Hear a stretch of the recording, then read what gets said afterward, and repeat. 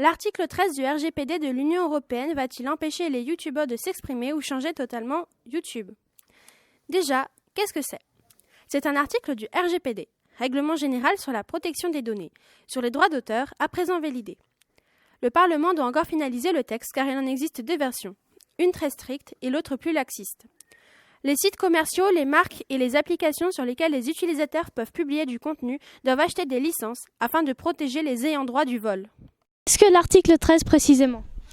C'est un élément d'une directive européenne qui est en train d'être étudiée et il stipule que les plateformes de diffusion, style YouTube, doivent mieux surveiller ce qu'elles diffusent et mieux payer les droits d'auteur, ce qui permet de renforcer ce qu'on appelle le droit d'auteur en payant plus les créateurs.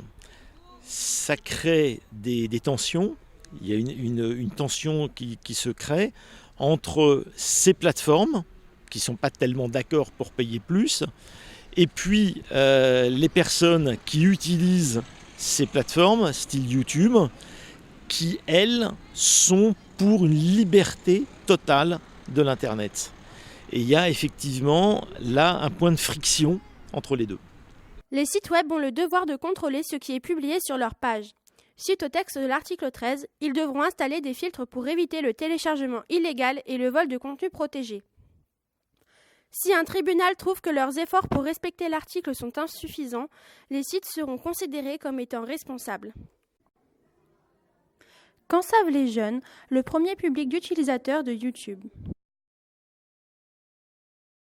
Qu'est-ce que tu connais sur l'article 13? J'ai entendu dire que c'était une loi qui allait passer sur YouTube peut-être et que donc ça renforcerait les droits d'auteur. Donc par exemple les vidéos seraient démonétisées et l'argent irait à nouveau à la personne qui aurait fait des musiques qui sont utilisées par exemple dans les vidéos. Et qu'est-ce que tu en penses de ça? Je me dis qu'en soi le fait que ce soit plus strict me dérange pas, après ça dépend le seuil quoi. En soi là ce serait vraiment 5 secondes d'une partie ou alors d'une chose qui a été utilisée déjà et qu'on remet dans une vidéo, c'est un peu abusé quoi. YouTube s'organise contre son entrée en vigueur et tente de convaincre les internautes de faire de même. Plus concrètement, l'article 13 obligerait les acteurs du web à négocier des accords avec les titulaires de droits. Ils devront, par exemple, vérifier qu'une vidéo ne partage pas une chanson ou tout autre contenu soumis aux droits d'auteur. Cela entraînerait une démonétisation de masse, pouvant même aller jusqu'à la suppression du contenu des vidéastes ou leurs chaînes, coupant les vivres aux personnes vivant de leur passion.